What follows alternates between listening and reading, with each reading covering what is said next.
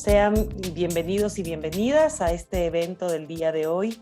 Estamos muy contentos de inaugurar este evento para conversar justamente sobre los derechos territoriales en los contextos urbanos en perspectiva comparada Ecuador y Guatemala. Para eso tenemos a nuestros coanfitriones de la Universidad San Carlos de Guatemala y nos acompaña también Marco Navas, en representación de la Dirección del Área de Derecho de la Universidad Andina Simón Bolívar. Es realmente un gusto tener este encuentro del día de hoy que une a estas dos instituciones que están reflexionando constantemente sobre los derechos colectivos de los pueblos y desde una perspectiva comparada, por supuesto, que va a ser mucho más enriquecedora. Entonces, le doy la palabra a Marco Navas, quien es justamente el director del Taller de Constitucionalismo y Democracia de la Universidad Andina Simón Bolívar y es también el coordinador de la Maestría en Derecho Constitucional en nombre de la directora del área, Claudia Estoril. Muchas gracias, querida Adriana. Una buena tarde, buenas noches con todas, con todos. Bienvenidas y bienvenidos a este importante evento, esta importante discusión, este importante esfuerzo que hacemos dos universidades, la Universidad Andina Simón Bolívar, que tiene una vocación integracionista por su objeto central, digamos así, y la Universidad San Carlos de Guatemala y su maestría en etnicidad y derecho indígena, etnodesarrollo, etnicidad y derecho indígena. Bueno, esta temática es emergente.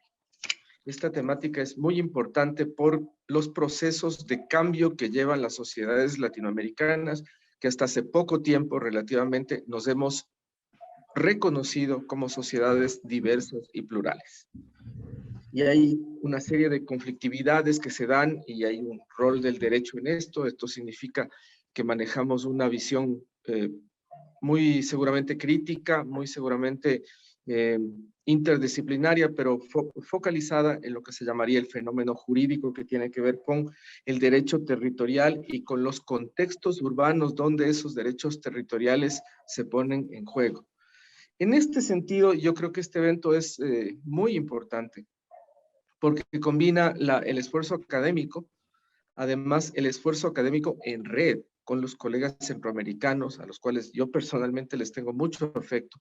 He podido estar en Guatemala impartiendo docencia y es un país al que quiero mucho, es un país muy interesante también. Y bueno, hacemos este esfuerzo comparativo y de red de lanzar propuestas, proyectos, análisis, y eso me parece tremendamente importante para poder discutir, problematizar el tema de cómo es en lo urbano este tema de la territorialidad. Cómo se despliegan, bueno, pues los expositores y las expositoras hablarán de esto, las identidades, los conflictos, en fin. Y esto desde una perspectiva comparada, que es un valor agregado muy importante a lo que estamos haciendo. Nada más quiero destacar que acá también en esta discusión van a participar académicos, como decía, pero también activistas, personas vinculadas a organizaciones sociales. Entonces, ese es otro plus, ese es otro valor agregado. El poder combinar a lo más o menos Paulo Freire, ¿no es cierto?, la experiencia con también la investigación y el análisis. Entonces, auguro una excelente jornada. Felicito a Adriana también, que es nuestra coordinadora de la Maestría de Derechos de la Naturaleza y Justicia Intercultural por este gran esfuerzo. Saludo muy fuertemente y muy entrañablemente a los colegas de Guatemala y pues nada, comencemos el evento. Muchas gracias a nombre de Claudia Estorini, la directora del área de Derecho. Muchísimas gracias a Marco y ahora le doy la palabra a Carlos Ordóñez en representación de la Universidad San Carlos de Guatemala. Y Carlos, que es antropólogo, es docente también y es con quien hemos podido organizar este pequeño encuentro. Muchísimas gracias. Les agradezco muchísimo todas las atenciones que han tenido el día de hoy para poder lograr este diálogo interdisciplinario también entre nuestras universidades hermanas en América Latina, en este caso entre la Universidad de San Carlos de Guatemala y por supuesto la universidad que nos ha dado el día de hoy cobijo para que podamos realizar un verdadero diálogo y sobre todo un evento académico que esperemos que se transforme sobre todo en el inicio, pero sobre todo en un proceso de resignificación y particularmente para nuestra maestría en etnicidad, etnodesarrollo y derecho indígena, que arrancó prácticamente desde hace un poco más de 20 años en cuanto a su concepción, en cuanto a su cristalización, pero que es un proyecto ya mucho más añejo. Ya el doctor Ferriño en su oportunidad nos mostrará toda la riqueza de todo este caminar desde hace muchos años y que posteriormente no solo en la Universidad de San Carlos de Guatemala, sino asimismo también dentro de la Universidad Nacional Autónoma de México por varios años, por dos distintas generaciones, desde el año 2003 hasta el año 2007, se desarrolló también exitosamente una maestría inscrita en el Padrón Nacional de Calidad para posgrados del CONACYT en México, en la misma maestría, con otra concepción, con otro rediseño, y ahora afortunadamente hemos vuelto nuevamente a nuestra Guatemala, en este caso a el Centro Universitario de Occidente, que se encuentra en la ciudad de Quetzaltenango, que es una ciudad hermana también, es una ciudad muy importante y de la cual pues tanto el doctor Víctor Ferriño como el doctor Rigoberto Quemé y la doctora Rosa Schaap han sido los principales impulsores de este nuevo cohorte de estudiantes, de académicos, y particularmente para mí es un gran gusto, es un gran honor que nos hayan invitado, que podamos realizar este diálogo. Ya tendremos más oportunidad con la doctora Rodríguez, quien es una persona sumamente activa y preocupada por todos estos temas y particularmente sobre la defensa de los derechos de los pueblos originarios de Abya Yala. Muchas gracias. En su oportunidad ya tendremos más espacio para poder seguir dialogando. Gracias. Muchísimas gracias por ese saludo, Carlos, y siempre bienvenido y siempre nuestra casa de estudios acogedores en este abrazo latinoamericano, ¿no? Ahora le doy la palabra al doctor Víctor Ferriño, quien es jurista, analista, es político y también es periodista, ¿no? El día de hoy vamos a abrir con el doctor Víctor Ferriño este pequeño encuentro. Muchísimas gracias por estar aquí, doctor. Muy buenas tardes a todas y a todos. Se les saluda fraternalmente desde Guatemala, un país convulso que como el Ecuador está viviendo épocas duras, difíciles, no solo por la pandemia, sino por las enormes contradicciones sociales que históricamente se han venido acumulando, pero ahora hay una contradicción muy interesante, muy importante de abordar esta tarde, porque el movimiento ciudadano que está saliendo a las calles a protestar en contra del gobierno, en contra del pésimo manejo de la pandemia, son las autoridades ancestrales. Es decir, en 2015 ellas tuvieron una participación importante, pero no determinante, cuando se hizo prácticamente una insurrección en el país y se logró defenestrar primero a la vicepresidenta de la República, la señora Valdetti, y después al general Otto Pérez Molina. Pero ahora han sido las autoridades ancestrales las que están encabezando las protestas ciudadanas, y vuelve a aparecer la eterna contradicción de los derechos territoriales en el país. Y voy a tratar de explicar esto, pero el doctor Carlos Salvador Ordóñez me ha pedido también que a lo largo de esta explicación vaya contando cómo es que surge la maestría que nosotros estamos impulsando, porque es una maestría que nace al calor de esas luchas. Es una maestría que se fragua en marco de estas contradicciones. No es simplemente un esfuerzo académico que un grupo de profesionales se nos ocurrió en el año 2000 fraguar y nos pusimos a discutir contenidos curriculares. No, esto es parte de una lucha importante. Yo comenzaría planteando que si me pidieran que que explicara cómo nace la maestría que ahora se intitula sobre etnicidad y derecho indígena, perdón, etnicidad, etnodesarrollo y derecho indígena, sería la irrupción indígena en la academia excluyente y racista del país. ¿Por qué? Porque el tema indígena no aparecía en la currícula, en el horizonte académico de Guatemala, sino hasta los años 70. Entonces, y voy a explicar rápidamente por qué, y esto es muy importante que los alumnos de ambas maestrías y los luchadores sociales y los líderes que están vean por qué. Uno de nuestros más insignes investigadores y que es parte de la polémica académica es el maestro Severo Martínez, que escribió dos obras clásicas. Una es La Patria del Criollo, donde reconstruye cómo es que los criollos españoles conciben la colonia y cómo van normando jurídica e institucionalmente su dominio. Y la otra obra, que es menos conocida porque fue su obra póstuma y no la pudo terminar, es el tema de motines de indios.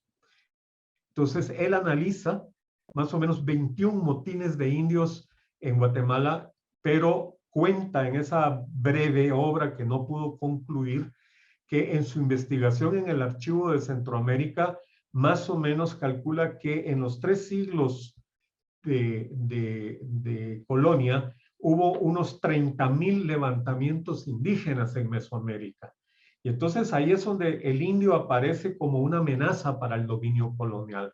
No tengo el tiempo para poderme detener, pero básicamente es levantamientos indígenas que son mal leídos como levantamientos en contra del tributo. Y realmente son levantamientos indígenas en contra del modelo de Estado y el modelo de dominación que imperaba en ese momento, y cómo la parte más onerosa para los pueblos indígenas es el tributo, pero realmente es un levantamiento en contra del sistema de dominación. Y entonces desde ahí comienza a haber un pensamiento de la clase dominante, de la clase colonial, de entender al indio como una amenaza. Y por lo tanto no tiene entrada en la tricentenaria Universidad de San Carlos. Recordemos que la nuestra es una universidad que ya tiene más de 300 años, pero donde los pueblos indígenas no entraban, ni como sujeto de estudio, ni mucho menos como actores. Entonces, a partir de esa concepción del indio como amenaza, el sistema colonial establece la República de Indios y la República de españoles, cada quien con sus instituciones. Y lo interesante es que tenían más garantía los pueblos indígenas durante la colonia que hoy día, porque la República de Indios, que era omniosa en términos de la carga tributaria que se les exigía, sí tenían instituciones y sistemas normativos a cuales acogerse. Ahora, los pueblos indígenas no tienen esas posibilidades. Y en general da origen a lo que nosotros llamamos el modelo de Estado segregacionista. Es decir, que segrega a la población indígena y la población no indígena. Y cuando hablo de la población indígena, están los criollos y están los de origen afroamericano, porque forman otro grupo y otra situación.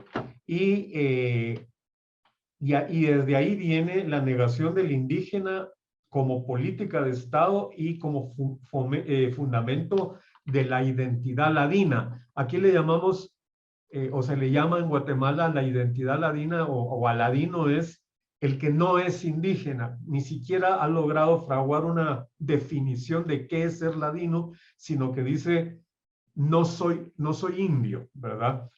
Y hay dos hitos de la historia patria que quiero mencionar para que entendamos cómo se relaciona todo esto con los derechos territoriales. Y una es cómo en la constituyente de 1824, posterior a la independencia, el día de ayer se intentó por parte del gobierno celebrar el bicentenario de la independencia y hubo protestas a todo lo largo y ancho del territorio nacional planteando que no hay nada que celebrar. Pero en la Constituyente de 1824, el primer acuerdo, el primer decreto que aprueba la Asamblea Nacional Constituyente es la necesidad de abolir los idiomas indígenas por ser tan numerosos como imperfectos, dice el artículo. Y sin embargo, lo que pasa es que es un ardid muy bien pensado, muy bien entendido, de que sin idioma no hay síntesis de la cultura. Carlos Lenkendorf, un lingüista alemán que trabajó muchos años en Guatemala, en la zona MAM, tiene una frase que a mí me parece genial que dice que el idioma resume a la cultura. Entonces, los constituyentes de 1824 le encargan a los curas y los premiarán con los mejores curatos si abolen los idiomas indígenas. Pero lo importante es que esto está relacionado más o menos unos 50 años después con la Revolución Liberal de 1871, cuando se hace el primer censo, se le llamó el censo anfitéutico, y se le niegan, es decir, es el gran despojo de las comunidades, de las tierras comunales indígenas. Fray Bartolomé de las Casas había logrado que mediante cédulas reales fueran documentados y los derechos de propiedad y los derechos de posesión de los pueblos indígenas. Y sin embargo, la Revolución Liberal de 1871 y el censo de 1879 les exige que hagan valer sus derechos de propiedad y de posesión sobre la base del idioma. Les dicen, tienen que hacerlo en idioma español, pero no les permiten tener intérpretes. Entonces, de esa manera, se expropia casi el 50% de las tierras comunales indígenas. Y después vienen otros hitos importantes como la Revolución Unionista de 1920, donde en Guatemala ya había un soviet, precisamente en la ciudad de Quetzaltenango, donde está funcionando la maestría que nosotros representamos. Pero sin embargo, está presente en la Revolución Bolchevique de 1917, pero no está presente en la Revolución Unionista la contradicción étnico-nacional que se vive en el país. Luego viene la Revolución de Octubre del 44, donde ya se le reconocen a los indígenas como individuos derechos territoriales, pero lo hacen con el ánimo de protegerles dentro del sistema agrarista que esta revolución democrática quiere desarrollar. Y ahí por primera vez en la Universidad de San Carlos comienza la aparición de algunas obras importantes como esta, que es de 1953, el año en que yo nací. O sea, por eso es que está tan deteriorada, igual que yo. Y se llama Contribución a la Historia de las Instituciones Coloniales en Guatemala, que es del doctor Silvio Zavala. 2 años antes él se había, no, perdón, 20 años antes él se había doctorado con esta tesis. Y son es cuando aparece por primera vez el análisis de las cuestiones étnico-nacionales en la Academia Guatemalteca, pero lo hacen desde el punto de vista historiográfico. No es tanto ver la dinámica sociopolítica de los pueblos originarios. Después viene ya, esta es de los años 60, que es la antología de las crónicas indígenas, ¿verdad? Pero no, todavía no cobra carta de legitimidad la entrada. Y en la década de los 70 es cuando verdaderamente cobra carta de legitimidad la contradicción, lo que nosotros llamamos la contradicción étnico-nacional, ¿verdad? Porque se reinicia la lucha revolucionaria, se reinicia la guerra de guerrillas en el país. Hubo una primera época en los años 60 y en el año 75 se reinicia la guerra de guerrillas en el país y comienzan a haber intelectuales que comienzan a producir una serie de obras y los 2 intelectuales que más contribuyeron a estas es el francés Jean-Luc Herbert y Carlos Guzmán Bockler, que ellos son los primeros que comienzan a plantear que para entender a la sociedad guatemalteca no basta la teoría de la lucha de clases, sino que hay que incluir la teoría de la contradicción étnica nacional. Y ya en los años 80 viene toda la época del genocidio y de la tierra arrasada, donde no solo se niegan los derechos territoriales de los pueblos indígenas, sino se niega el derecho a la vida, porque hubo genocidio. Ha sido probado en Guatemala en un juicio a Ríos Montt, que fue anulado, pero que después se volvió a reiniciar, donde se probó que en Guatemala sí hubo genocidio, y entonces la negación de los derechos territoriales ahí fue muy grande. Y ahí se comienzan a manifestar fenómenos como el que estamos tratando esta tarde, y es la migración interna, primero la migración externa hacia México, donde se refugian los indígenas que son perseguidos en las montañas, pero también hay una migración interna hacia el área urbana. Y por ejemplo tenemos el municipio de Mixco, con X, que forma parte del área conurbada de la ciudad capital, y es el municipio con mayor número de indígenas en el país, pero son indígenas sin derechos territoriales. Es decir, es la gente que para salvar la vida se viene a la periferia de la capital, a los barrancos, etcétera, y carece de derechos territoriales. Y ahí comienzan a entretejerse esa migración que viene hacia el área urbana con los derechos de pueblos originarios que están alrededor de la ciudad de Guatemala, como los Pocomames occidentales y los achíes, que están rodeando la ciudad capital. Del año 2010 hasta el año 2018, tuve el honor de coordinar el equipo de apoyo técnico al litigio estratégico, y logramos desarrollar 36 litigios estratégicos en el país sobre derechos territoriales de pueblos indígenas. Bueno, no solo derechos territoriales, sino van vinculados, por ejemplo, al derecho de las comadronas, que son las parteras que tienen un enfoque cosmogónico, y están los derechos territoriales y el derecho a la radio comunitaria para defenderlo. Pero en general son litigios estratégicos donde por primera vez se judicializan los derechos fundamentales de los pueblos indígenas, y el tema de los derechos territoriales atraviesa de cabo a rabo todos estos litigios.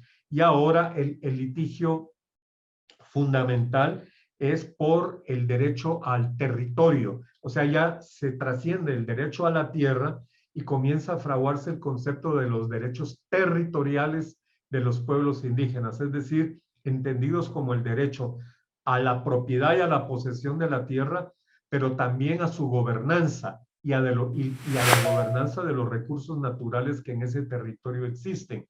Y esta lucha se está librando contra empresas transnacionales que están impulsando proyectos mineros, que están impulsando hidroeléctricas sin consulta libre, informada y previa, y temas de monocultivo como la palma africana y la caña de azúcar, que abole los derechos territoriales de los pueblos indígenas.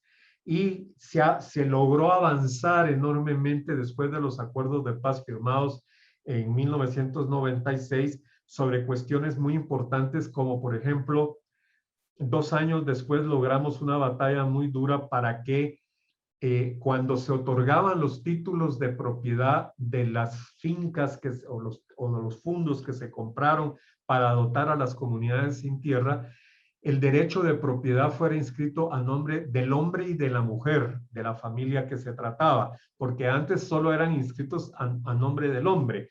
10 años después migraban a Estados Unidos y dejaban a la esposa y a la familia desprotegidas, y después se enteraban que había vendido la tierra y que la mujer y los hijos se quedan sin tierra y sin hogar, porque la casa estaba dentro de ese fondo. Entonces se logró avanzar en el registro de los derechos de la copropiedad en el matrimonio o en la unión de hecho.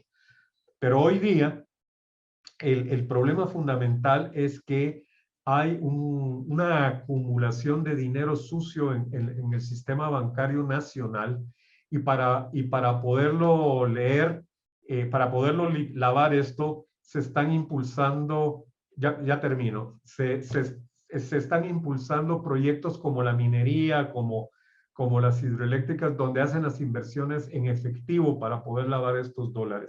Entonces, ahorita hay, y termino con esta información, hay en Guatemala, grosso modo, 3 pisos de derechos registrales.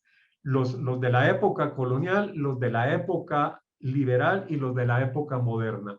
Entonces, una misma tierra puede tener 3 títulos distintos y eso ha dado origen a una enorme conflictividad agraria que se estaba resolviendo, pero desde el gobierno pasado y esto ha sido desmantelada toda la institucionalidad agraria y ya no se ha podido avanzar en esto. Estos son los temas que estamos analizando en la maestría y que invitamos esta tarde a ser debatidos desde Guatemala, México y Ecuador. Muchas gracias. Doctor Víctor Ferrigno, muchísimas gracias por esa presentación. La verdad que estamos súper contentos por este encuentro y la verdad este recorrido que nos hace usted es un recorrido muy cercano también a lo que ha ocurrido en varios países de América Latina, ¿no? El recorrido de las luchas por el territorio al final, ¿no? Que son luchas parecidas y bueno, ahora lo vamos a ir conociendo un poco más. Muchísimas gracias por esa intervención, doctor Víctor Ferrigno. Ahora le damos la palabra a la profesora Viviana Morales. Viviana Morales es profesora de la Universidad Internacional del Ecuador, es abogada, es antropóloga también, ha sido patrocinadora de varias causas justamente relativos a derechos territoriales, justicia indígena en el Ecuador. Tiene la palabra la profesora Viviana Morales. Gracias, Adri. Muchas gracias con todos. 15 minutos, ¿no? 15 minutos. Por supuesto que sí. Muchas gracias. Para efectos del registro, mi nombre es Verónica Morales.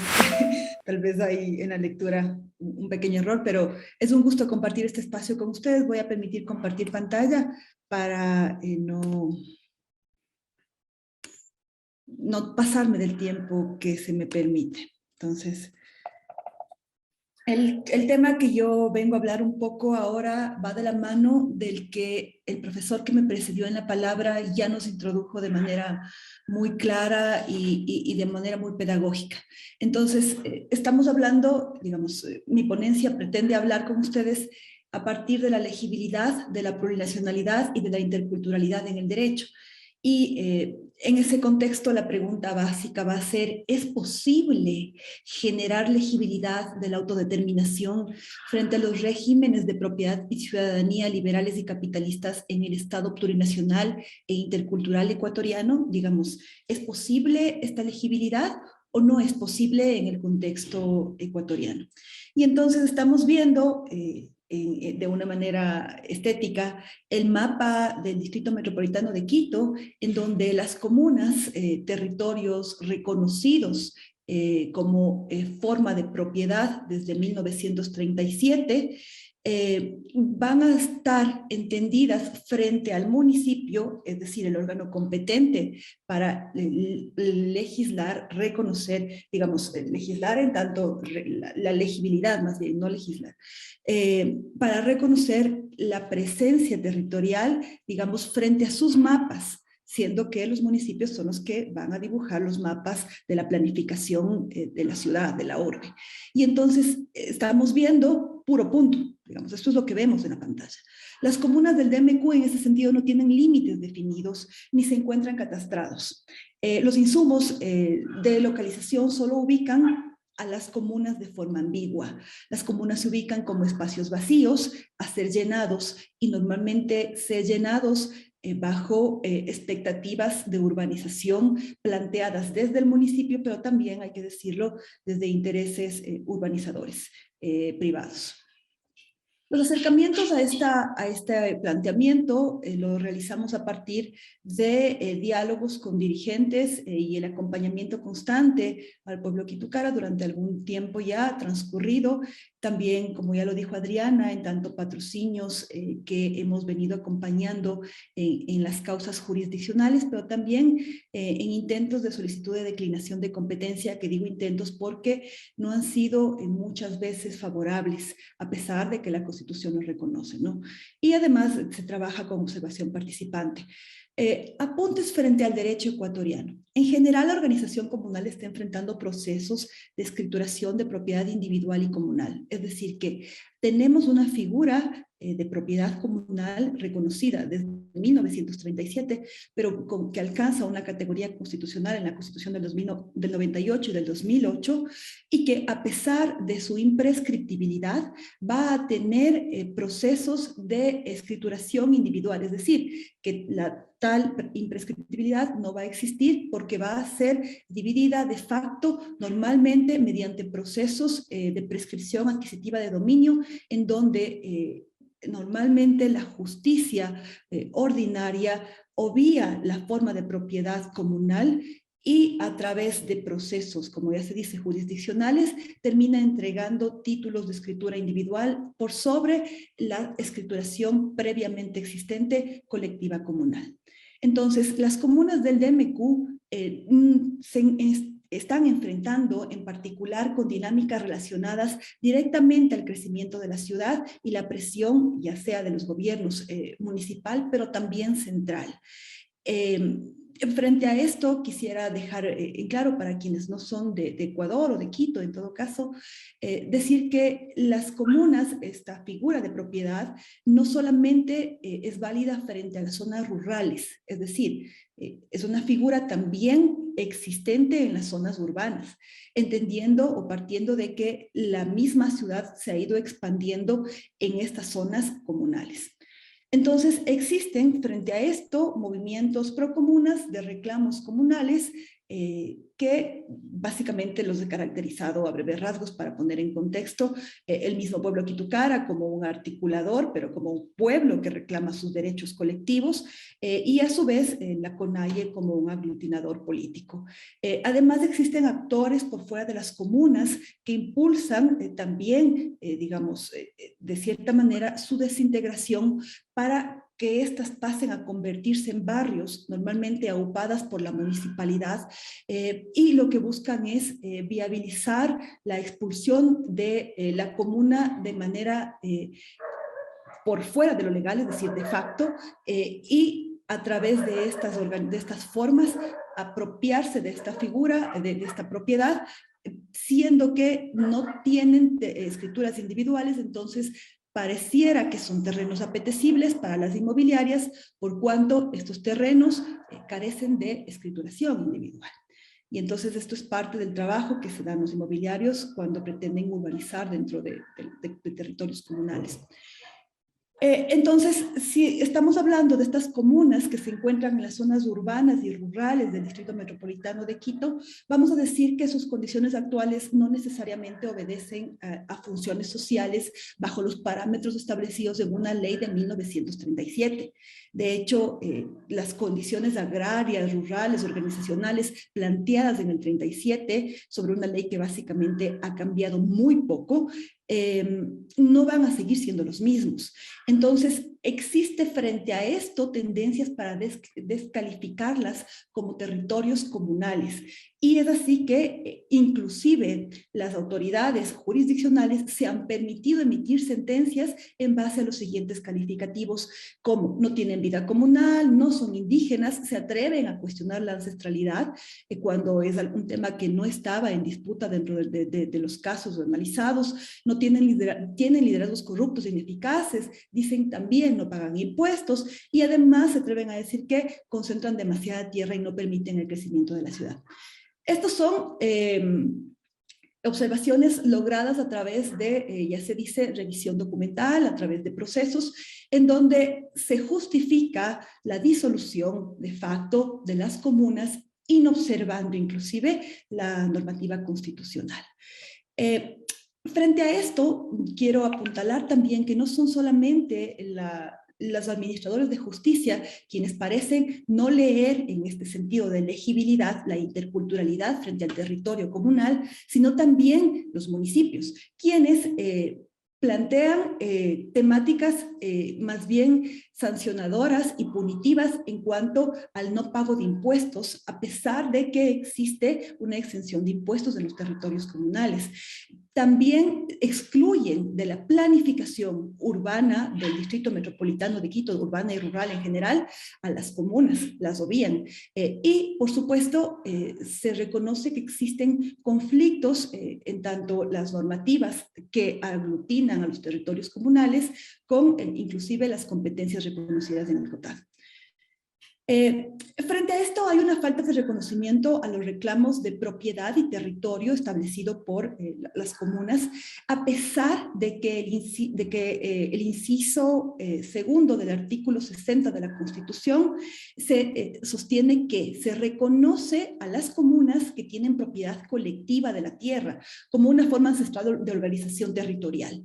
Esta norma integra el acápite continente que contiene el reconocimiento de los derechos de las comunidades, pueblos y nacionalidades. Es decir, que existe desde la norma constitucional un reconocimiento a la propiedad colectiva de la tierra y que es a partir de condicionamientos administrativos en tanto que el catastro no reconoce, en tanto que se pretende cobrar impuestos prediales, en tanto que no existe un reconocimiento de la delimitación de los linderos, por cuanto el municipio los considera puntos vacíos, en tanto no están en los mapas, porque son puntos, su propiedad no está reconocida en las ordenanzas municipales de uso del suelo, en tanto las competencias sobre el territorio se fragmentan entre varias instituciones locales. Estoy llevando a una pronta conclusión a propósito de que no existe elegibilidad, mientras que estos órganos administrativos no tomen en serio lo propuesto por la misma Constitución, ya desde el 2008, ¿no? Ahora, la caracterización del suelo del DMQ, del Distrito Metropolitano de Quito, va a entender que aproximadamente el 90% del suelo es rural. Y que se articula, se construye bajo una relación centro-periferia. Son formaciones territoriales que no están formalizadas por el ordenamiento administrativo y que se constituyen las comunas como microrregiones aparentemente alejadas por voluntad propia, cuando estoy planteando claramente que a través de sentencias de fuero jurisdiccional, pero que también a través de actuaciones administrativas se está más bien negando esta inclusión de las comunas dentro de la legibilidad municipal y urbana. Entonces, frente a esto, para ser muy directa con el tiempo, aparece la reflexión que quiero plantear esta tarde. Permítame, no sé si pueden ver el momento en que yo estoy cambiando la pantalla. Estoy presentando una línea del tiempo. ¿Sí pueden ver una nueva pantalla? Ley de comunas, dice. No, voy a dejar de compartir y vuelvo a compartir. Sí, perdón, lo que pasa es que este archivo es muy pesado y lo tengo en otro. Ahí va. Entonces, imagino que lo están viendo ahora sí. Sí, ahora sí. Gracias, Adriana. Tenemos graficado acá una línea del tiempo del proceso jurídico de las comunas de Ecuador desde 1912 hasta el 2014, que es lo que me alcanzó en este mapa. Pero ya vamos a llegar al punto actual.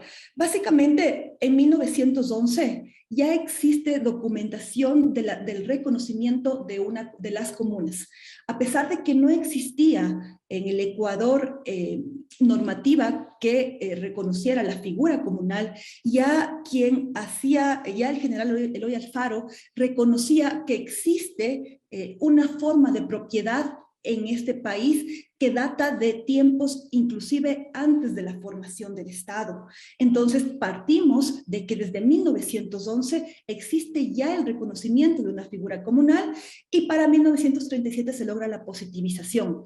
De tal manera que ustedes están viendo en el mapa, no voy a entrar en detalle, digamos para quien desee este mapa con gusto le puedo proporcionar, pero básicamente ha sido un largo trayecto en la temporalidad hasta llegar a ordenanzas que regulan el territorio comunal a pesar, mejor dicho, a expensas de la tierra y su consideración de propiedad.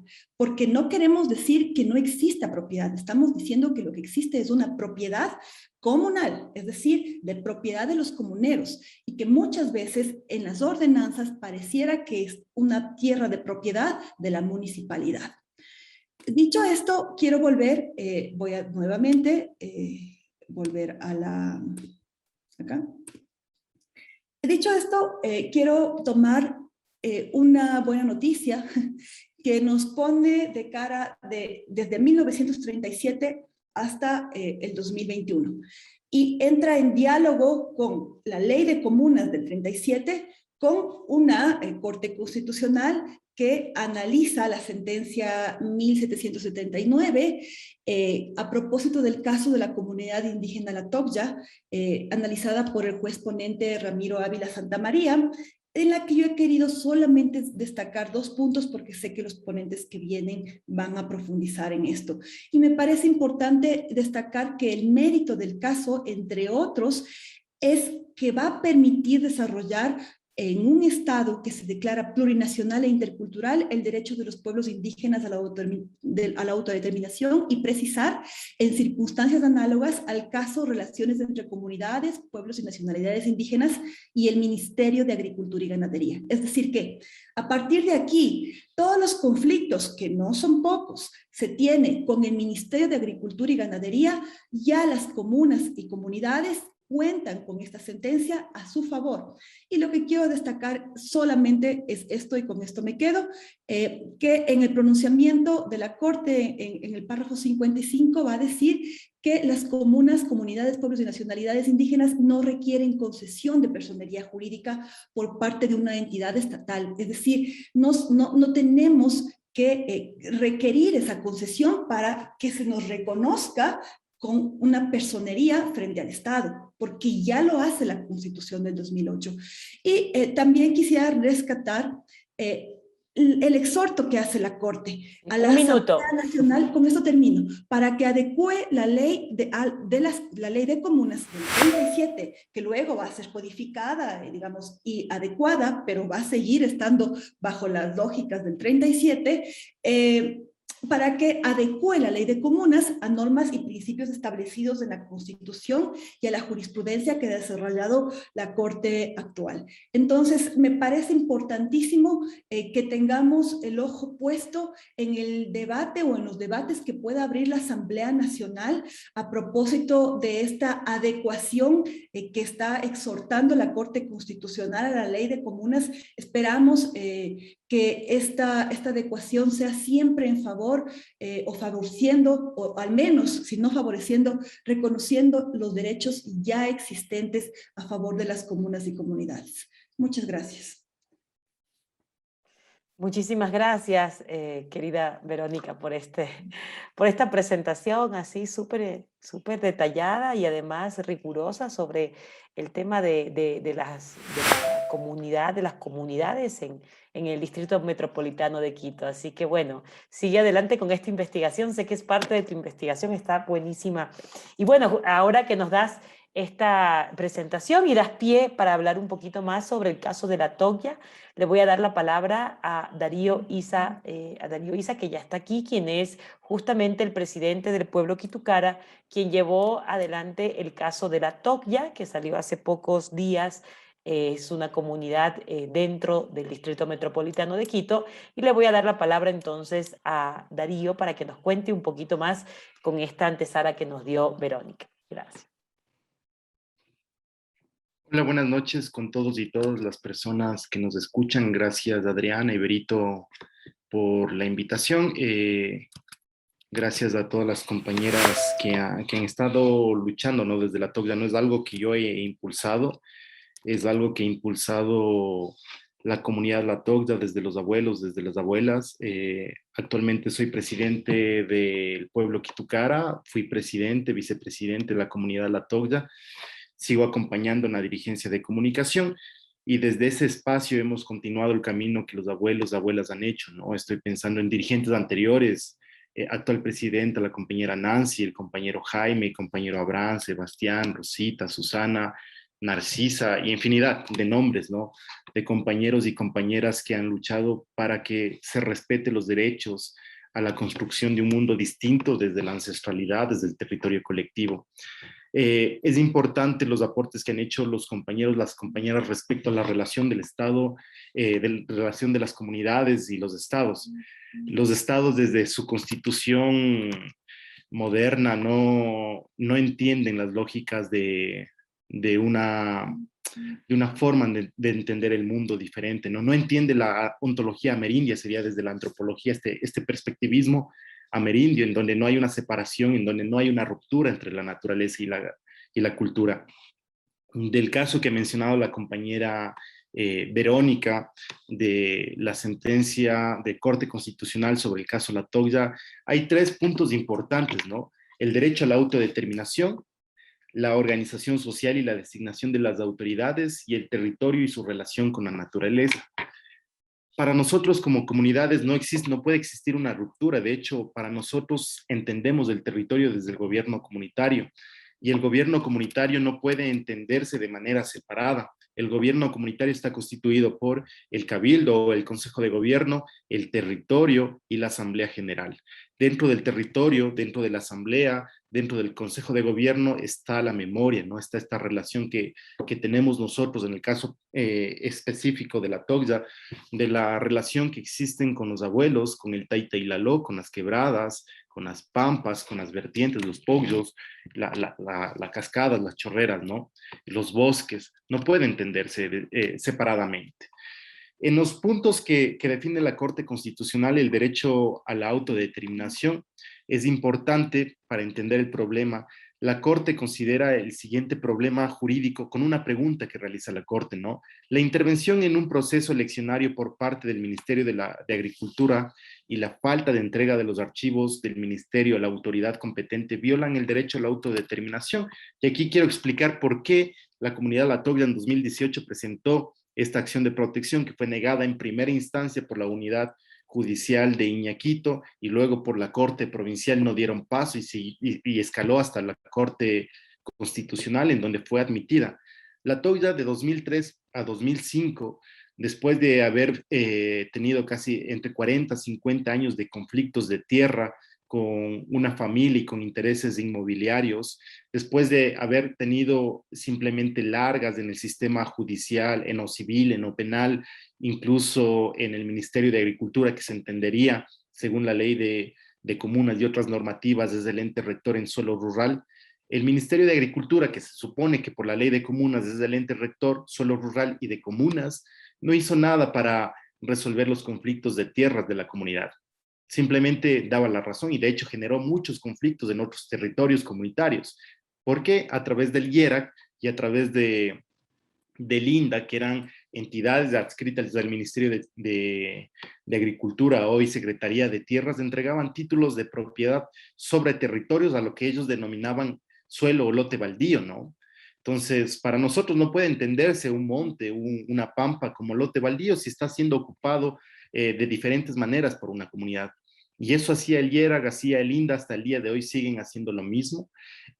La comunidad se cansó de que entre la institución de lo civil, de lo penal, el Ministerio de Agricultura se pasen la pelotita diciendo que no es competencia del uno, diciendo que no es competencia de la otra institución, y decidió entre 2003 a 2005 acogerse al principio de la libre determinación, de la autodefinición, que ya estaban reconocidos por la Constitución ecuatoriana en el 98 y por el convenio 169 de la OIT, que firmó el Estado ecuatoriano, ¿no? En el 98 también se creó el Consejo de Desarrollo de Nacionalidades y Pueblos del Ecuador, el CODEMPE, que entre sus facultades estaba la de registrar organizaciones, estatutos, directivas. Así que la Togya, acogiéndose al derecho de la libre determinación, decide definirse, autoidentificarse como una comunidad de raíces ancestrales y exigir al Ministerio de Agricultura que sus archivos históricos, desde el año 1938 hasta el año en que se determinó esto en asamblea, que fue entre 2003 a 2005, se transfieran al CODEMPE. La Togya decidió que ya no quiere que el Ministerio de Agricultura sea el ente competente que, entre comillas, regule la vida de esta organización, de la organización comunitaria, de este gobierno comunitario. Y digamos, la TOCDA tuvo una vida tranquila desde esa decisión, prosperó organizativamente, se fortaleció organizativamente.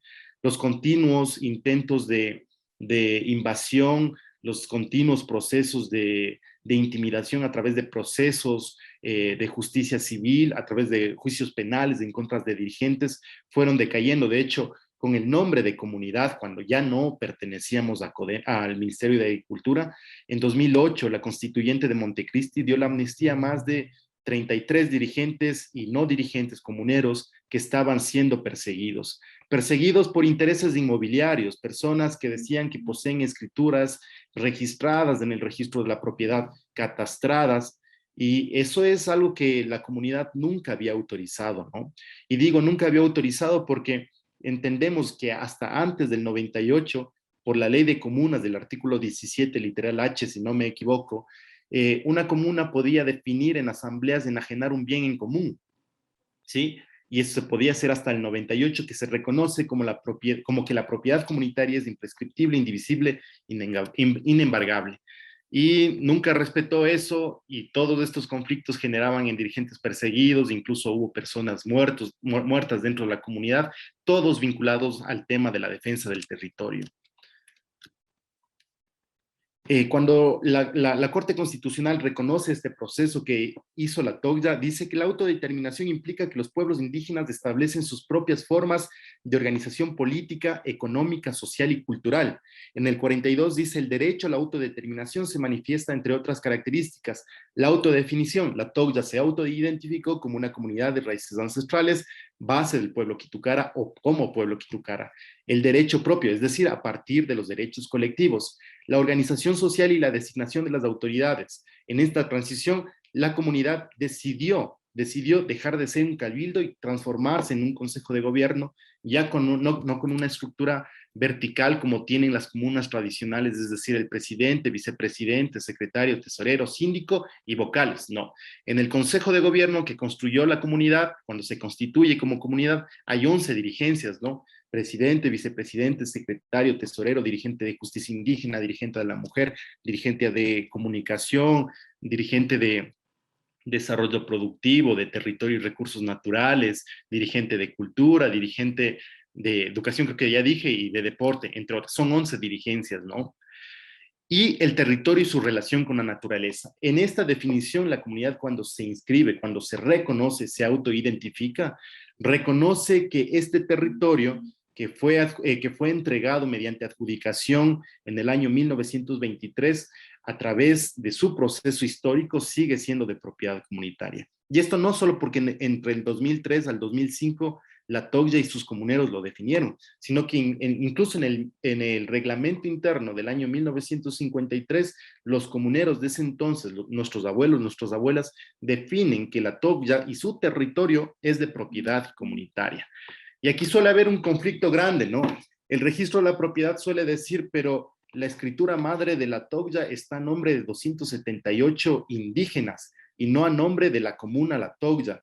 Ellos no entienden que el concepto jurídico primero comuna aparece en el año 1937 con la Ley de Ordenamiento y Régimen de Comunas. ¿Cómo van a otorgar a una persona jurídica algo que no existe todavía? ¿Ya? El concepto comuna no existía en tanto jurídico, en tanto reconocimiento del Estado, pero sí existían las comunidades de hecho, ¿no es cierto? Cómo se organizaban a través de los presidentes, de los adelantados y otras categorías, ¿no? Antes curagas, caciques. El Estado tiene 3 obligaciones, dice la Corte Constitucional, frente a los derechos: respetar cuando se están ejerciendo, garantizar cuando se obstaculizan o impide el ejercicio de los derechos y promover el ejercicio progresivo de estos derechos. En el caso de la TOCDA no se ha respetado eso, por eso se hace un llamado de atención a los jueces de primera y segunda instancia que se han vulnerado los derechos colectivos, y entre las resoluciones que están, primero dan de baja estas resoluciones anteriores y ordenan que el Consejo de la Judicatura publique durante 6 meses esta sentencia para que no se vuelvan a repetir casos como estos. Cuando se analiza este caso, la Corte Constitucional dice que nosotros debemos hacer un análisis de fondo.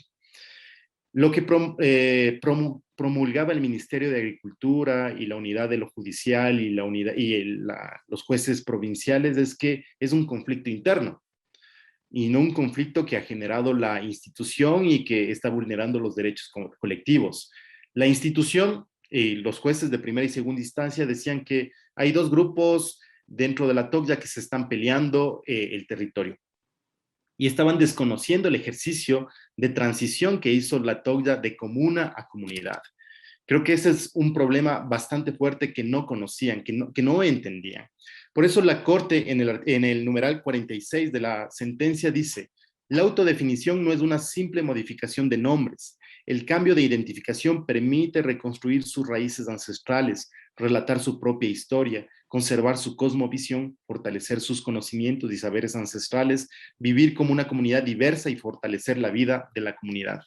Cuando la Togya cambia de nombre de comuna a comunidad, la Togya no solo, digamos, es un ejercicio de nombre eso, pero es la misma continuidad histórica, los mismos apellidos, la misma historia, los mismos matrimonios, los mismos problemas siguen existiendo ahí, la misma forma de organización social. La casa comunal sigue siendo la casa comunal de toda la vida, ¿sí? En el 55, la Corte dice: las comunas, comunidades, pueblos y nacionalidades indígenas no requieren de concesión de personería jurídica por parte de ninguna entidad estatal. Y esto es bastante importante entender. ¿Por qué digo esto? Porque la ley de comunas y su codificación del año 2004 establece que la máxima o el ente rector sobre comunas y comunidades indígenas en el Ecuador es el Ministerio de Agricultura, ¿sí?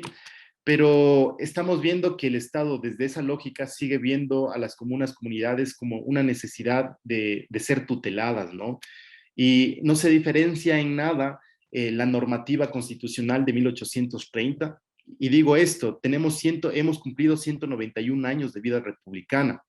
La Constitución en 1830, en su título octavo sobre derechos civiles y garantías, en el artículo 68, dice: este Congreso Constituyente nombra a los venerables curas, párrocos, por tutores y padres naturales de los indígenas, excitando su ministerio de caridad en favor de esta clase inocente, abyecta y miserable. En 1830 dice eso la Constitución. No importa que de 1830 a la actualidad hayan pasado 191 años de vida republicana y que desde 1492 al 2021 hayan pasado 529 años de conquista. El discurso de división de superioridad y tutelaje permanece. ¿O acaso el artículo 12 de la Ley de Comunas, codificada, como decía hace un momento, en 2004, no impone que la Asamblea de Elecciones de Autoridades Comunitarias deba presidirla el teniente político? Y en ese mismo artículo señala que cada cabildo expedirá el reglamento más adecuado para el ejercicio de esa función en forma sencilla y lo someterá a la aprobación del Ministerio de Agricultura y Ganadería. ¿Qué quiere decir con esto, no? El ministerio, el Estado, un minuto. El Estado desde ese lugar sigue siendo el ente tutelar de las comunas y comunidades. Se sigue viendo como un sujeto, como un infantil, ¿no? Así como dice en la Constitución del 1830, como inocentes y abyectos. Pero a través de esta sentencia, primero que se le dice un ratito, señores, las comunas, comunidades son entes, son sujetos de derechos, así no tengan una personería jurídica dada por el Ministerio de Agricultura o Secretaría de Derechos Humanos. Por ser sujetos de derechos colectivos, son entes existentes y pueden tener una vida común y corriente, digamos. Son autoridad sobre su territorio. Cuando se refieren al territorio es interesante porque dicen que no se necesitaría de una escrituración, ¿no es cierto?, sino de la posesión ancestral de los territorios que históricamente ellos y ellas han reconocido. Muchísimas gracias, Darío, por esta exposición tan generosa además y súper rigurosa, explicativa de lo que ha pasado en la comunidad de la Togya, este paso de comuna a comunidad, toda la lucha del pueblo. Así que felicitaciones a ti y a todo el pueblo por esta sentencia. Es una alegría y es un hito histórico para un precedente en el derecho constitucional ecuatoriano para los pueblos y comunidades. Así que felicitaciones.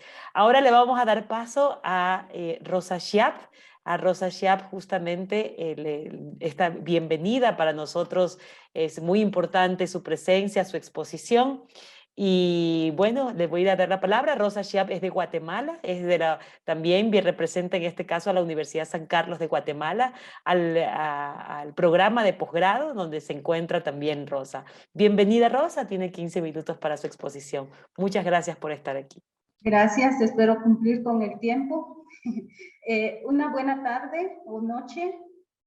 Bueno, en esta oportunidad, primeramente, agradezco la invitación a este conversatorio. Tengo el gusto de compartir algunos estudios de investigación que he realizado, experiencias que hemos tenido en la maestría de etnicidad, etnodesarrollo y derecho indígena. Pues no voy a abordar directamente el tema de territorialidad, pero algunos problemas que aquejan a la población indígena de Guatemala. Bueno, creo yo que vamos a iniciar entonces. Mis líneas de investigación es género, cultura e identidad. He realizado algunos estudios de investigación sobre las problemáticas de las comunidades, especialmente mayas de Guatemala. Pues una de las problemáticas que he abordado es el problema de la educación. Con ello realizamos una investigación que se tituló Los futuros docentes bilingües interculturales y su compromiso con la educación bilingüe intercultural. Esto lo realizamos con estudiantes graduandos de la Escuela Normal Bilingüe Intercultural Kitijobal Quiché, Tijonelab de Quetzaltenango, de aquí de Guatemala, donde nos propusimos dar cuenta de las percepciones que tienen los estudiantes, especialmente los graduandos, sobre la problemática de la educación bilingüe intercultural en Guatemala, especialmente en el occidente del país. ¿Por qué abordamos este tema? Pues a partir de los acuerdos de paz y de la reforma educativa, pues se crearon o se reestructuraron el pensum de estudios y otros elementos de la educación, y a partir de ello pues se crearon escuelas normales bilingües, que ya existían algunas escuelas normales, pero que a partir de la reforma educativa se crearon escuelas normales bilingües interculturales en diferentes departamentos de Guatemala. De la misma manera, en este estudio, pues, queríamos como saber los compromisos que tenían los estudiantes, los futuros profesionales, sobre la educación bilingüe intercultural, cómo ellos fortalecerían esta educación en sus comunidades, en las escuelas, en donde pues realizarían la práctica docente y sobre todo en donde trabajarían ya como docentes. Como resultado de esta investigación, pues evidenciaron que los graduandos o los estudiantes futuros profesionales estaban conscientes de esta realidad de la educación en Guatemala, especialmente de la educación bilingüe intercultural, en donde dieron a conocer que en la mayoría de las comunidades los niños especialmente recibían una educación monolingüe, que no había una educación pertinente para la población maya o en las poblaciones indígenas. También dieron cuenta del gran compromiso que ellos tenían y como futuros docentes bilingües interculturales con la niñez y sobre todo con las comunidades mayas, haciendo énfasis de que el docente bilingüe intercultural tenía que tener un perfil en donde se tenía que evidenciar este compromiso de realizar una educación de calidad y sobre todo una educación pertinente para para la población maya. Bueno, esta investigación lo realizamos en el 2005. De la misma manera, tuvimos la oportunidad de realizar una investigación en el municipio de Almolonga. Bueno, la investigación se tituló Juventud Indígena e Identidad. Es en el caso de la Juventud Maya Quiché del municipio de Almolonga, Guatemala. Se realizó en el municipio. En este estudio nos propusimos dar cuenta de cómo influye la globalización en la identidad de las y los jóvenes del municipio de Almolonga. Bueno, también explicar cómo las configuraciones de la identidad responden a las mediaciones de la globalización y cómo los jóvenes indígenas se colocan ante estos procesos. Es decir, cómo se ven afectados y reaccionan ante las condiciones globales. Como resultado obtuvimos, como era de esperarse, la globalización potencia cambios profundos en estas percepciones, en los imaginarios, acciones de los jóvenes mayas de Almolonga, ya que la mayoría de la población joven de Almolonga se dedica al comercio y a través de esta actividad, pues ellos también van adquiriendo otras percepciones, otros imaginarios y acciones. Sin embargo, a pesar de todas estas lógicas capitalistas, neoliberales que existe en la población guatemalteca, especialmente en la comunidad de Almolonga, también nos dimos cuenta que mantienen muchos elementos de la cultura maya quiché, como el idioma, los valores, en el caso de las jóvenes, el vestuario, costumbres y tradiciones de la propia comunidad. En este caso, Almolonga se caracteriza por ser una comunidad de repente capitalista, pero existe está en la práctica estos valores de la solidaridad, de la ayuda mutua.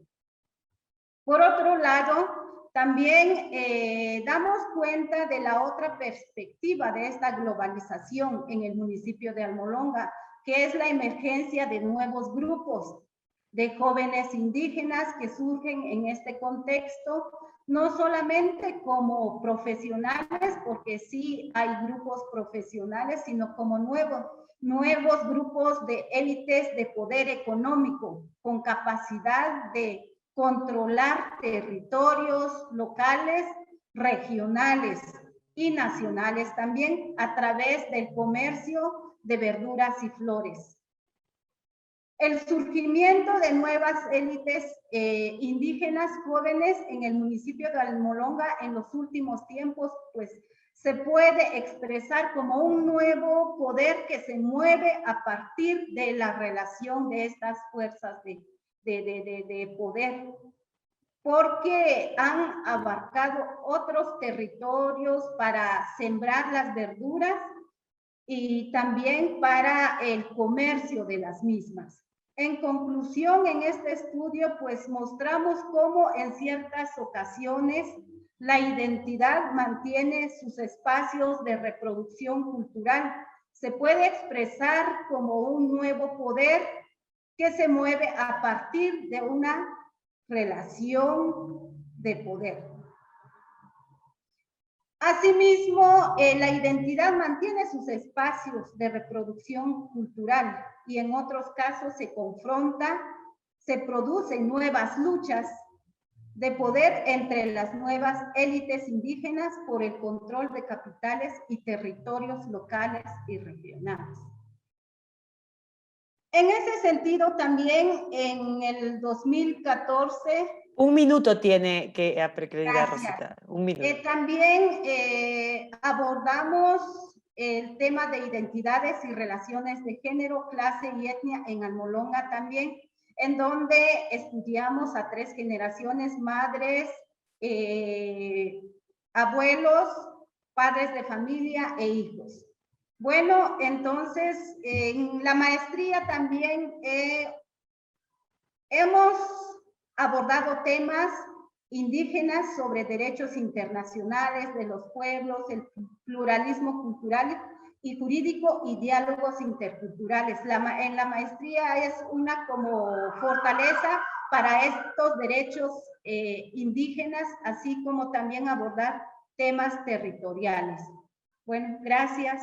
Muchísimas gracias por esta exposición, querida Rosa, justamente haciéndonos la reflexión sobre identidad y globalización y también sobre el lugar de la educación intercultural bilingüe en este debate que siempre está presente con el tema territorial, ¿no? Y cómo esto, por ejemplo, en los contextos de derechos territoriales, en contextos urbanos, nos lleva a plantear también el tipo de educación que necesitamos y que queremos. Muchísimas gracias, querida Rosa, y ahora le doy la palabra. No sé si está aquí, ya está Rigoberto Queme. Rigoberto Queme también, él es estudiante también de la maestría, del programa de maestría de la universidad, me parece, de la Universidad San Carlos. Bienvenido, Rigoberto Queme, a esta charla. Bienvenido, para nosotros es un gusto tenerlo acá y poder conversar y compartir estas preocupaciones sobre los derechos territoriales en contextos urbanos en perspectiva comparada de Ecuador y Guatemala. Tiene la palabra. Muchas gracias por la oportunidad y saludo a todas y todos los que están escuchando. Yo quisiera referirme en principio a las ficciones y trampas que nos pone el Estado colonial a los pueblos indígenas. Uno es lo que está sucediendo ahora aquí en Guatemala y que también está pasando en algunos lugares de América Latina y en uno ya pasó. Discutir sobre si se celebra o no las independencias.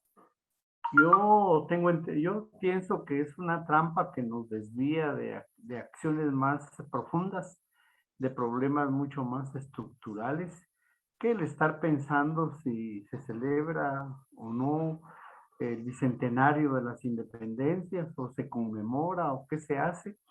Y en esto hemos entrado en una discusión aquí en Guatemala que no acaba, y se multiplican los foros desde distintas perspectivas sobre esta cuestión de la celebración o conmemoración del bicentenario. Para mí es más importante entender lo que continuó después de esa firma del Acta de la Independencia. Y lo que continuó para mí es la matriz de poder colonial que no cambió. Y en esa matriz de poder colonial los pueblos indígenas siguieron igual que en la época de la colonia o peor. Entonces yo digo que la ficción de las celebraciones solo nos entrampan en discusiones que no abordan el verdadero problema estructural de la invasión y la colonización. Lo otro es el asunto del formalismo del Estado. También hemos asistido desde hace muchos años a esas luchas de reconocimiento constitucional o en leyes ordinarias de derechos, de realidades, de identidades de los pueblos indígenas. Y ha sido una lucha muy larga en Guatemala.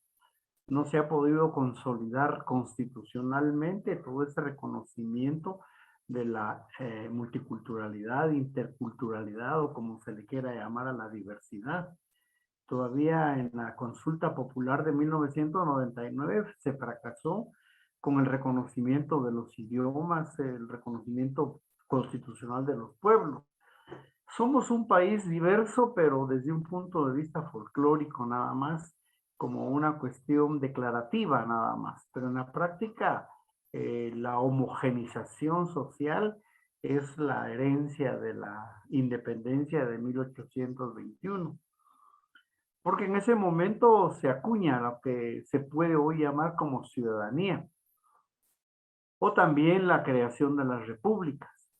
Y que lo único que hicieron en esencia fue homogenizar a la sociedad o intentar homogenizarla en esa nacionalidad, como en el caso nuestro, como guatemaltecos, dejando por un lado toda la diversidad de pueblos que constituimos este territorio que fue invadido.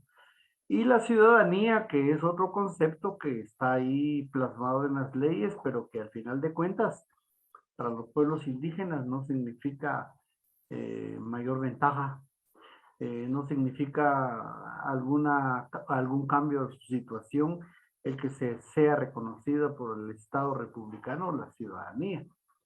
Y es porque se reconoce una ciudadanía individual o individualista, no una ciudadanía comunitaria, colectiva, que esa es en esencia lo que debería buscarse, pero ya no solo integrarla en la Constitución de la República como se ha hecho en otros países, por ejemplo, que dijera yo Bolivia o lo que estaban planteando los compañeros del Ecuador, la compañera del Ecuador, de algunos avances, algunos hitos legales y constitucionales, porque en la práctica el Estado colonial se caracteriza por ser violador de sus propias leyes.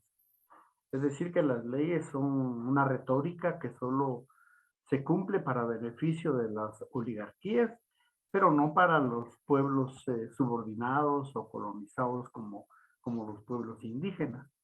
Entonces, ese reconocimiento de los territorios y de tierras y del derecho histórico que se mantienen en algunos pueblos y comunidades no deja de ser un elemento vacío, porque al final de cuentas la privatización de la tierra va avanzando, que es el otro legado de la independencia. Se privatizó la tierra en perjuicio de las tierras comunales. Y en Guatemala es un proceso que no se ha detenido.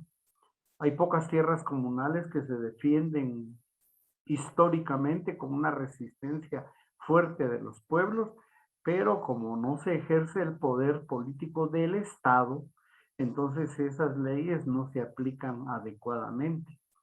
Las invasiones de los megaproyectos llegan a los territorios indígenas sin agotar la consulta obligada que marca el convenio 169. En esencia, lo que yo quiero decir, el Estado colonial sigue siendo violador de sus propias leyes en perjuicio de los pueblos indígenas. Y lo mismo sucede cuando hablamos de comunidad o de ruralidad. Lamentablemente, nosotros en las ciencias sociales, desde 1950 aproximadamente se ha venido acuñando el término de ruralidad y también comunidad, como decían los compañeros, antes no existía el nombre de comunas ni comunidad. Entonces, eso creo yo que es muy importante también de construirlo, porque al final de cuentas, en la Constitución de Guatemala no se reconoce la comunidad. La división política y administrativa del país habla de departamentos, de municipios y de aldeas. Son los tres elementos más fundamentales de la división política administrativa. La comunidad creo que la estamos dando un mal uso a nosotros los que trabajamos ciencias sociales, porque con comunidad queremos hacer un paraguas o una sombría que abarque toda la diversidad y las diferencias y la heterogeneidad de los pueblos indígenas. Entonces aquí en Guatemala, cuando se habla de comunidad, se asocia racialmente con los pueblos indígenas. ¿Pero qué pueblos indígenas? Bueno, el dominado, el excluido, pero no en sus componentes fundamentales como pueblo. Entonces la comunidad, nosotros creo que tenemos el deber en las ciencias sociales de darle contenido o cambiarlo, pues conceptualizar más a lo que nosotros hoy entendemos como comunidad, una homogenización de los indígenas en condiciones deplorables. Y el otro elemento que yo pienso que también hay que entrar a discutir es la ruralidad. Desde 1950 en toda América Latina, bajo el concepto del modelo de desarrollo occidental, la ruralidad se implanta. ¿Pero qué es ruralidad? Hoy se cuestiona la ruralidad.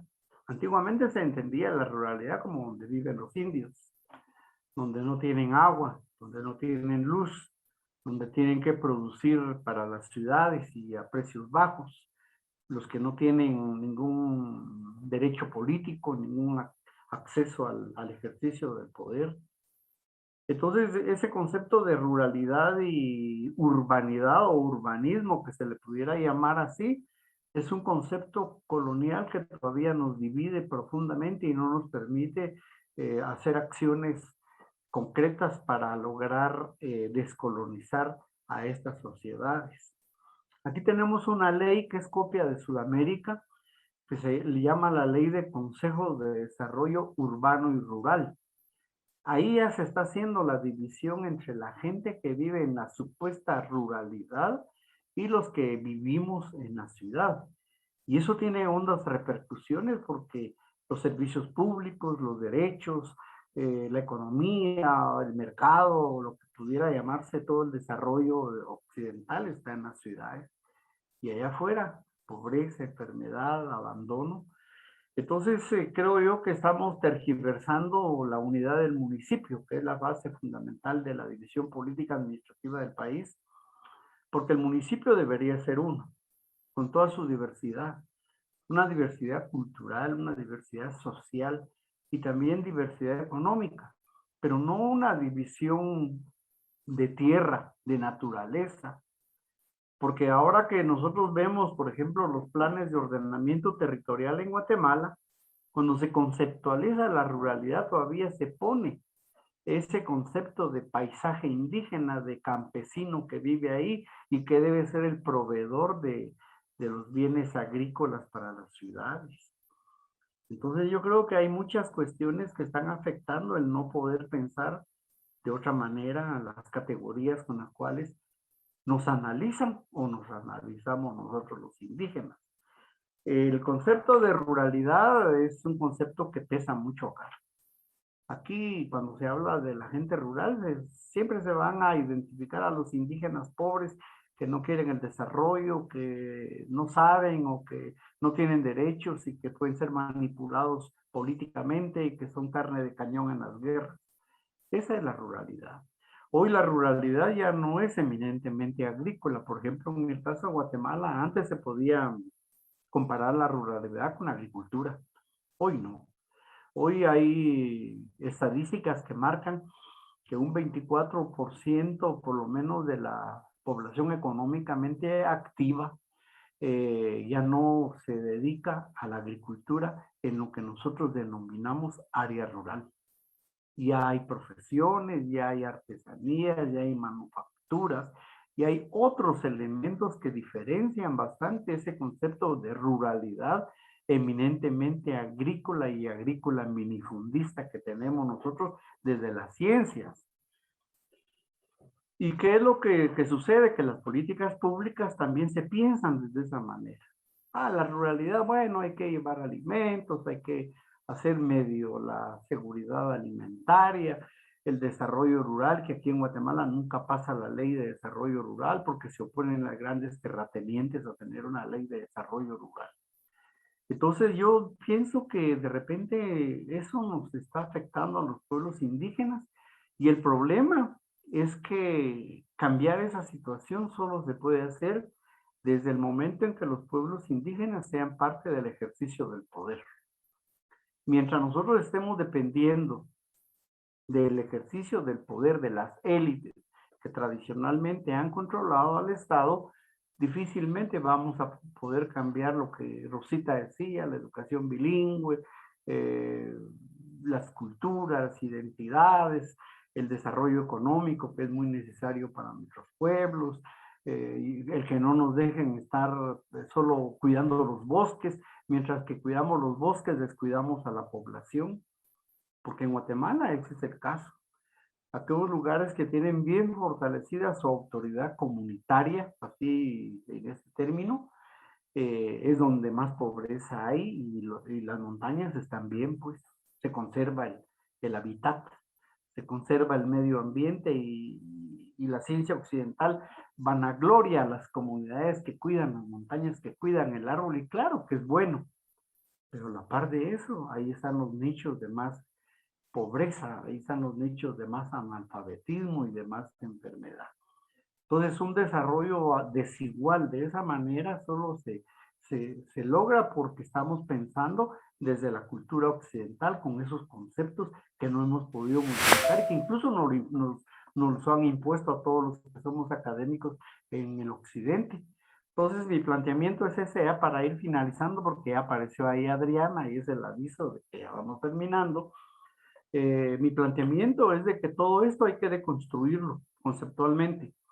Y lo otro es de que los pueblos indígenas tienen que tener espacios de ejercicio del poder político del Estado para poder cambiar políticas públicas, leyes e instituciones y modos de vida también acorde a las necesidades de los pueblos. Muchas gracias. Muchísimas gracias al profesor Roberto Quemes, profesor coordinador también de la maestría, Rigoberto, perdón, disculpe por haberlo confundido con estudiante, pero bueno, siempre es una alegría Siempre que nos somos confundan. estudiantes. Somos Y siempre, estudiantes porque así aprendemos es. mucho de los maestrantes. Así es. Bueno, muchísimas gracias por esta exposición que realmente es muy reflexiva, profesor Rigoberto, ¿no? Es para pensar esta relación y lo que hemos hecho creo que en esta jornada es pensar esta reflexión entre lo rural, ¿qué es lo rural? ¿Qué es lo urbano en nuestros contextos de heterogéneos, de diversidad también, en nuestros contextos de colonialidad también permanente? Y esta relación con el Estado-Nación, que es una relación, como lo han expuesto los compañeros y compañeras que nos antecedieron, de tensión y de disputa continua, ¿no? Me parece que esto es el gran tema del día de hoy, el gran tema. Entonces, les quiero agradecer a todos los participantes. Vamos a ver las preguntas. Hay algunas preguntas aquí, pueden prender las cámaras los panelistas, ahora sí. Y vamos a ver algunas inquietudes que se nos presentan para hacer esta. Nos quedan unos 30 minutos todavía del evento. Aquí hay una pregunta. En su opinión, ¿me podría decir sobre la monopolización tanto de los territorios y derechos de los pueblos y nacionalidades? Supongo yo que tiene que ver qué pasa con la monopolización territorial, ¿no? En estos contextos. En el caso colombiano, los pueblos indígenas han sido desplazados de forma forzada y masivamente a las ciudades por el conflicto armado interno, que también puede pasar. Han sido desplazados digamos, hacia las ciudades, ¿no? ¿Qué sucede con los derechos territoriales cuando los sujetos colectivos han sido forzados a las ciudades? ¿Cómo pueden disfrutarse dichos derechos colectivos en los ámbitos urbanos? Y hay otra pregunta más por acá. Una pregunta para Darío Isa es: ¿cuáles son los pasos siguientes para que la sentencia de la Corte, supongo que es el caso de la Togya, digamos, del caso de la Togya, se concrete? ¿Cuáles serían los siguientes pasos? Muy buena la exposición de Rigoberto Queme. Tiene una coincidencia con lo que acontece en Ecuador. Bueno, eso es más un comentario. Entonces, estamos con estas preguntas por ahora y le daría el paso, no sé quién quiera contestar primero, o podríamos hacer por el mismo orden de exposición, ¿no? Podríamos hacerlo. Verónica, Darío, Rosa y Rigoberto sí tienen algunas. Aquí hay otro más, perdón, hay otra pregunta más. Para el doctor Queme, en Guatemala aún por nomenclatura en algunos lugares se los conoce como comunidad multicultural, pero parece muy distante desde la realidad de los pueblos originarios. Una interesante pregunta, ¿no? Esto de comunidad multicultural, que eso, digamos, es más bien una construcción, me parece que académica más que una construcción desde la realidad de los pueblos originarios. Bueno, entonces estas serían las preguntas y doy la palabra a los panelistas. Empezaríamos con Verónica, ¿no? Gracias. Voy a aprovechar las preguntas y que me han dado la palabra para, digamos, apuntar sobre una línea que me gustaría referir, y es que precisamente estos derechos constitucionales, estos marcos normativos, en tanto convenios internacionales, que garantizan la propiedad de la tierra, ya sea en territorio urbano o rural, de las comunas, comunidades, pueblos o nacionalidades, al final del día tienen que articularse en la ejecución. Y cuando yo digo articularse, estoy pensando precisamente en el derecho administrativo. Este derecho que aparentemente es el derecho, digamos, que se une directamente al silogismo, ¿no? Entonces, este derecho administrativo que normalmente le es esquivo a los marcos constitucionales y de derechos humanos. Entonces, un poco sería convocar a leer los derechos colectivos de manera conjunta en los distintos cuerpos normativos. Y cuando digo los distintos cuerpos normativos, por supuesto estoy incluyendo también las ordenanzas municipales y obviamente dentro de esas los planes de uso y gestión del suelo, la zonificación ambiental, que me parece a mí puntos que normalmente son entendidos como pequeños y de no mucho, digamos, batallaje para los que trabajan temas constitucionales, pero yo creo que son el nicho del que debe partir las reflexiones críticas sobre la propiedad comunal. Con eso me quedo, Adri. Muchas gracias. Gracias, Vero. Tenemos a Darío. Hola, gracias. La pregunta era cómo hacer que se aplique esta sentencia, ¿verdad? Exigir.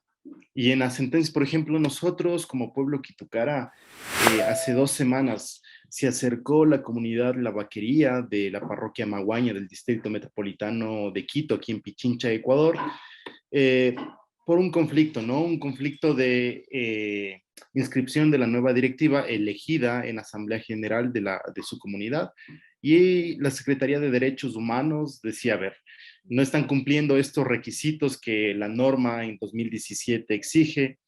Y claro, esos requisitos no está reconociendo del 2017, ya la Constitución estaba vigente desde el 2008, no reconoce el derecho de comunas, comunidades, pueblos y nacionalidades, las particularidades, y dentro de las figuras que reconocen están las corporaciones de primero y segundo grado, como corporaciones y no como organizaciones comunitarias. Hay una confusión ahí de la misma institución. Ellos dicen, esta norma será supletoria en el caso de las organizaciones que tienen su derecho propio. El derecho propio es una de las características de los derechos colectivos. ¿Cómo hicimos nosotros? Hicimos una resolución como pueblo Quitucara y reconocimos a la directiva y extendimos un nombramiento como pueblo Quitucara, y en la argumentación del nombramiento está la sentencia del caso La Togya, específicamente cuando dice: las comunidades, pueblos y nacionalidades no necesitan del reconocimiento jurídico de ninguna entidad estatal para que sean sujetos de derechos colectivos. Creo que es una forma de aplicar es la construcción de la plurinacionalidad desde abajo, ¿no? Desde las bases. Gracias, Darío. Rosa Chiap.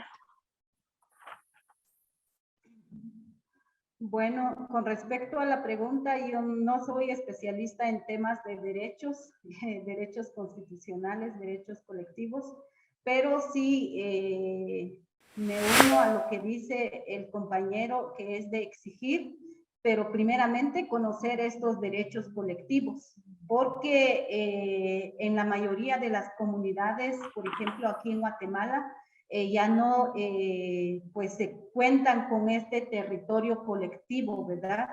Entonces, pues para poder, para que reconozcan estos derechos es necesario conocer y después exigir los derechos. Gracias, Rosa. Y le damos la palabra al profesor Rigoberto.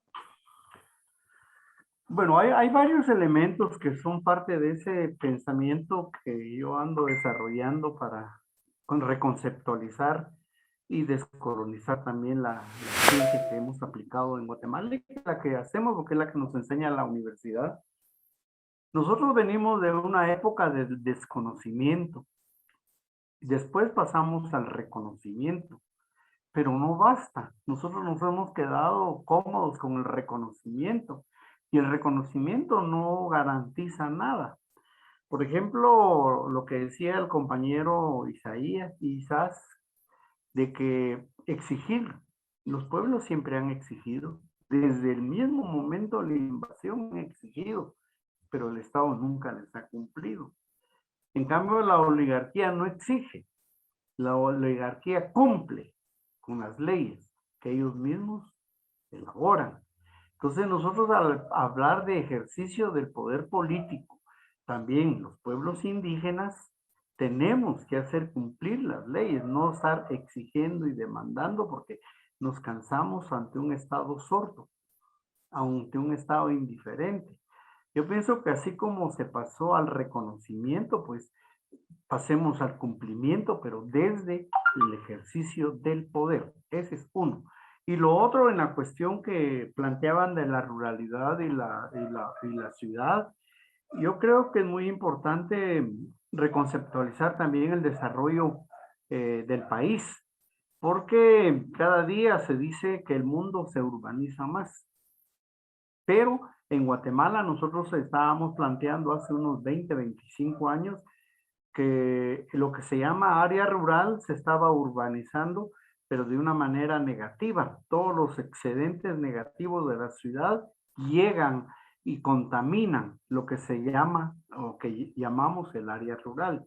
La basura, las aguas negras, la mano de obra barata, las labores precarias para la gente, como que la ciudad arroja todos esos problemas a la ruralidad. Entonces, este tipo de urbanización al área rural no nos conviene. Y al revés, tampoco la urbanización de las áreas rurales con este modelo que tenemos, en donde los territorios marcan las clases sociales que existen, sectores privilegiados y sectores vulnerables dentro de la ciudad.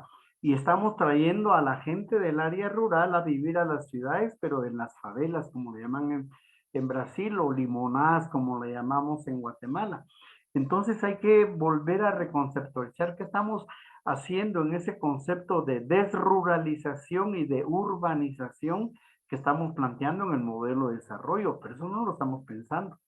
Entonces yo creo que todavía nos hace falta mucho que entender para no llevarle los problemas. Por ejemplo, la miseria de las ciudades se la pasamos al área rural y la pobreza del área rural la llevamos a la ciudad. Así no va a funcionar nunca un modelo de desarrollo. Perfecto, muchísimas gracias. ¿Hay otras preguntas más? Que tenemos aquí un par de preguntas que me parecen que son interesantes como para ir cerrando. El profesor doctor Ferrigno, Víctor Ferrigno está aquí también. Carlita, si le puedes dar acceso, por favor, al profesor Víctor Ferrigno. Y entonces vamos con estas preguntas. Hay una que habla sobre qué desafíos plantea el territorio rural ante una república colonial en los 201 años, ¿no? Otra pregunta es, ¿cuál es el valor de la propiedad privada en los contextos de los derechos colectivos? Supongo yo que se refiere cuando existe colisión entre derechos, ¿qué prevalece? ¿El derecho a la propiedad privada o los derechos colectivos? Es una pregunta interesante. Otra pregunta aquí para el doctor, déjeme ver. No, estas son las dos preguntas que están aquí. Voy a ver si hay otras preguntas por acá. No, con estas dos preguntas podemos ir de nuevo, quien quiera tener la palabra. No sé, está aquí ya el doctor Víctor Ferrigno. ¿Quería decir algo? No sé si Ferrigno o Ferrigno.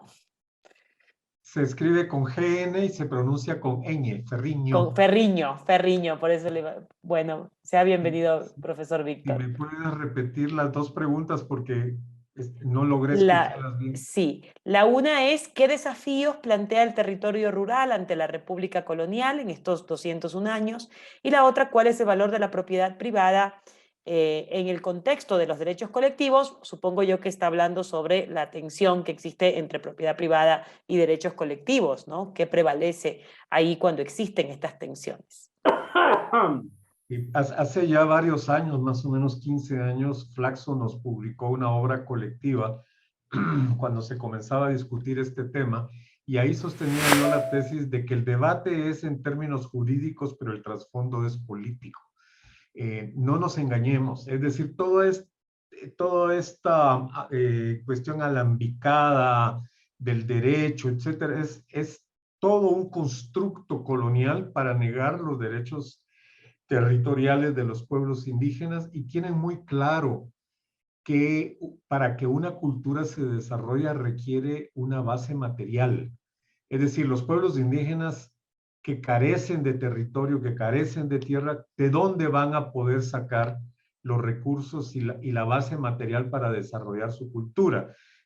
Una vez tuvimos una discusión con el vicepresidente Eduardo Stein después de la firma de los acuerdos de paz, y él decía, no, nosotros somos un gobierno democrático y estamos de acuerdo a que los pueblos indígenas bailen sus danzas, hagan sus ritos, usen su traje.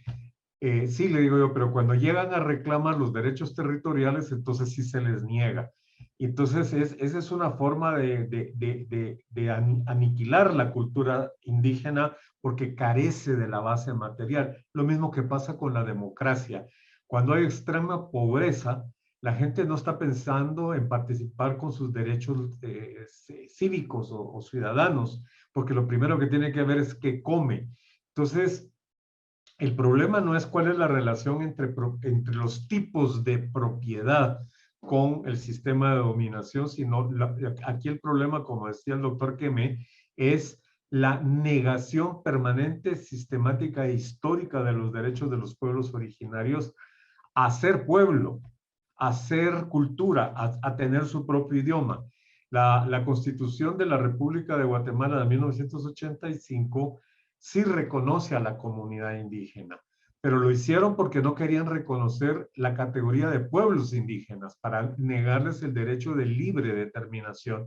Y la Corte de Constitucionalidad en algunos de los litigios estratégicos que hemos librado, dice que las comunidades indígenas no tienen por qué exigírseles que acrediten personalidad jurídica porque la Constitución ya se la reconoce.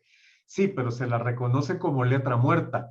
Cuando quieren ejercerlo, cuando quieren actuar como comunidad, cuando quieren reivindicar derechos colectivos o aún peor, cuando quieren reivindicar derechos difusos, como el derecho al agua limpia, el derecho al aire limpio, no se les permite. Y lo primero que el alcalde les exige, lo primero que el juez les exige es cuál es su personalidad jurídica. Y termino con esto. Hay un caso del año antepasado que es el pueblo Xinca, que no es de origen maya, sino que todavía no se logra determinar cuál es su origen, pero ellos están luchando contra una empresa minera de plata y lo que hizo el Ministerio de Minería es otorgar una licencia de explotación a esta empresa, que es la minera San Rafael, y cuando se presentó una acción constitucional de amparo, el alegato del gobierno era que no tenían por qué hacer la consulta libre, informada y previa porque los xincas se habían extinguido, porque ya no existían. Y tuvimos que hacer todo un esfuerzo para que la Universidad de San Carlos y la Universidad del Valle hicieran un peritaje antropológico y se demostrara que los xincas siguen existiendo. Hicimos después un inventario de comunidades xincas y hay 262. Entonces, hay una negación incluso de la existencia de los pueblos originarios y hay que estar demostrando su vivencia, su estado de vivencia fáctica, porque hasta eso se les niega.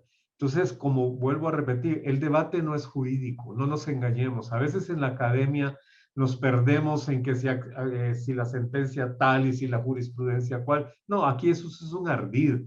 Es decir, todo el sistema está diseñado para negar derechos fundamentales y especialmente el derecho de libre determinación de las comunidades y en ellos el ejercicio de sus derechos sobre el territorio y los recursos naturales. Gracias. Muchísimas gracias, profesor Víctor. ¿Alguien más de los panelistas desea participar con estas dos preguntas? Darío.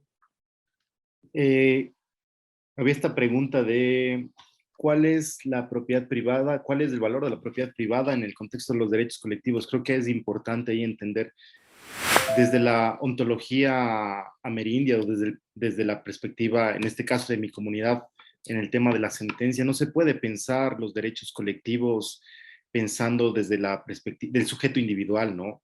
Yo creo que desde la lucha del movimiento indígena, el sujeto es colectivo y el sujeto colectivo no es vaciado ni viciado. El sujeto colectivo está estrechamente articulado con la memoria, con la lucha, con la tierra. El valor de la propiedad privada dentro de una comunidad, desde ese contexto que ha mantenido una lucha por defender su autoridad, su autonomía, no tendría validez, ¿ya?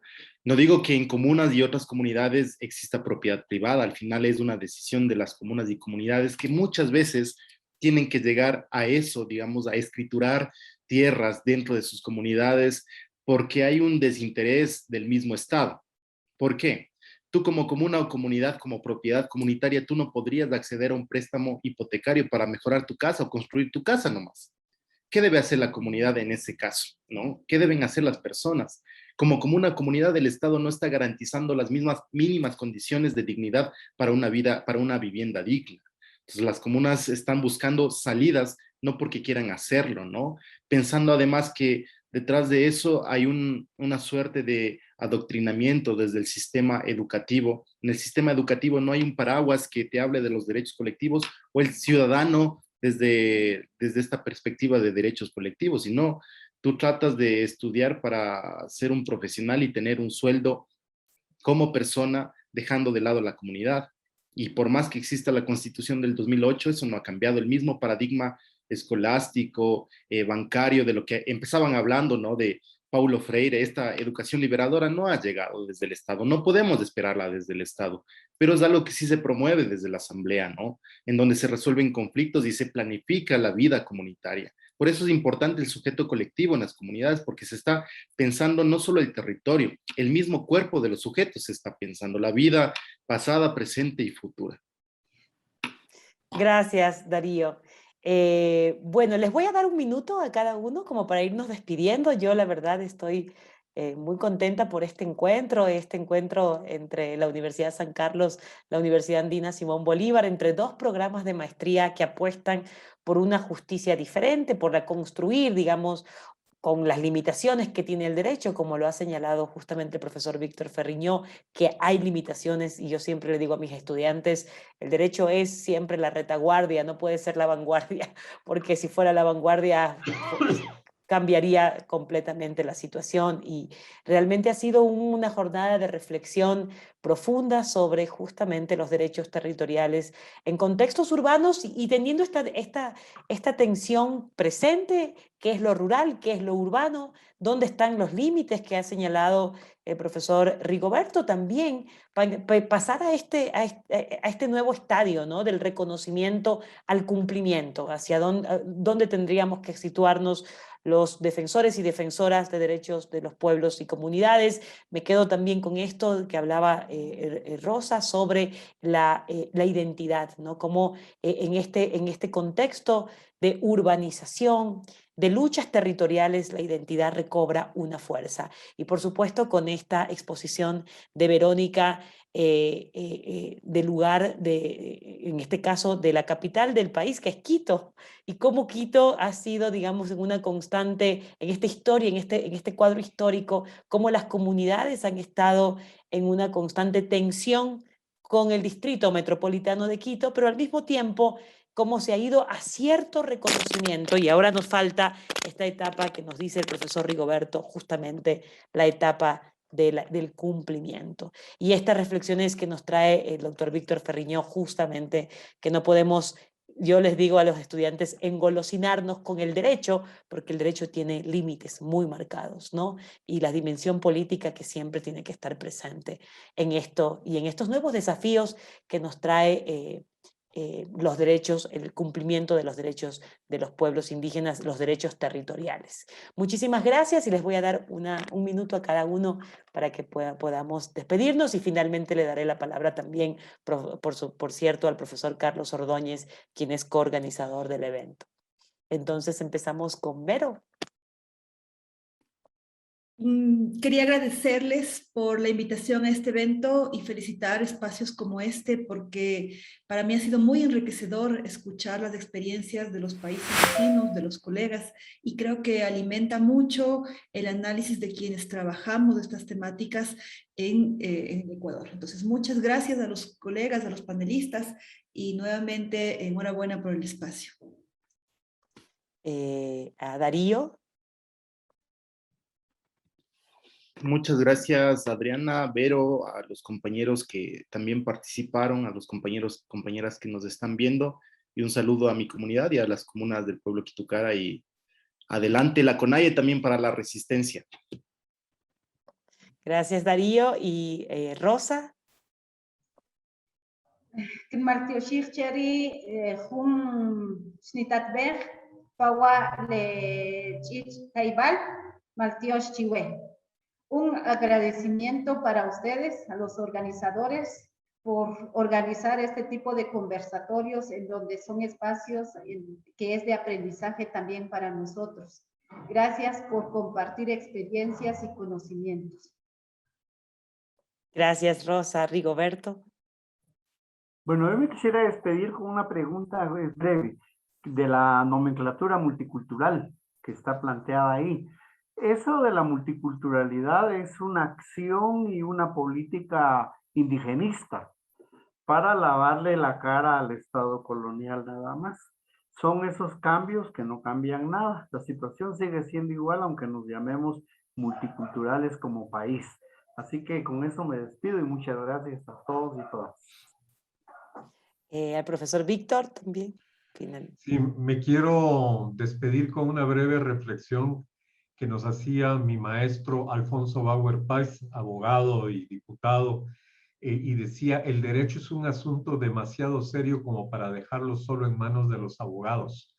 Y entonces, en este sentido, yo insto que aprendamos, está a la disposición de ustedes toda nuestra experiencia en los últimos 11 años en una serie de litigios estratégicos que libramos en el programa Maya, que estaba auspiciado por Naciones Unidas, y lo que nosotros planteamos ahí y aprendimos es que de nada sirve la acción judicial si no construimos y hacemos del sujeto de derecho un sujeto político.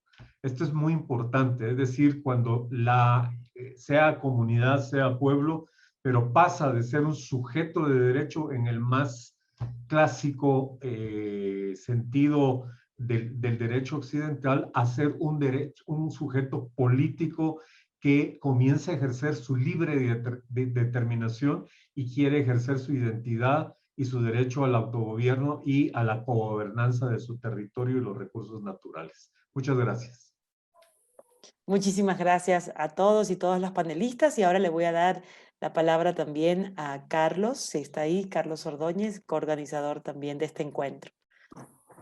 Muchísimas gracias, Adriana, por esta oportunidad para que podamos despedirnos y juntar las palabras ahora desde esa maravillosa región andina y, por supuesto, desde nuestra fecunda Mesoamérica, que el día de hoy, pues esperemos que iniciemos un diálogo de saberes en conjunto. Y esto nos lleva a toda una serie de reflexiones que, por supuesto, se irán realizando en los diferentes eventos y foros que esperemos, mi estimada doctora, que podamos seguir con esta sinergia. Yo solamente dejaría otra de las preguntas que ya nos explicara uno de nuestros grandes profesores, el doctor Óscar Correas, fundador de la Crítica Jurídica Latinoamericana, que aprovecho para hacer un anuncio comercial, que es que durante la primera semana de octubre se van a realizar las conferencias generales de la Crítica Jurídica Latinoamericana, en donde vamos a tener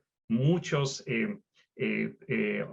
organizaciones, instituciones, movimientos indígenas y al mismo tiempo también intelectuales de toda América Latina. Y la pregunta que nos hacía siempre el profesor era, ¿por qué el derecho dice lo que dice y no otra cosa? Lo dejo a propósito de por qué los derechos territoriales, en un amplio sentido, en una amplia gama de enunciaciones que se realizan desde América Latina, tienen siempre una potestad que es la de la construcción de un derecho internacional y de un derecho positivo nacional que le otorga los derechos a las otras poblaciones, incluso un derecho oficial, un derecho dominante y colonial, que es que le otorga el derecho a los otros sistemas jurídicos para poder pertenecer a este Estado-nación desde una situación de subordinación. En fin, muchas preguntas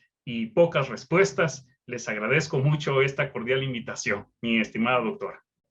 Muchísimas gracias. Nos están escuchando de diferentes partes, ya veo, de América Latina, de Colombia, de Guatemala, en Ecuador también, desde diversos lugares de Ecuador, ¿no? Desde sus regiones, desde las 5 regiones de este país, de este pequeño país, pero muy diverso también.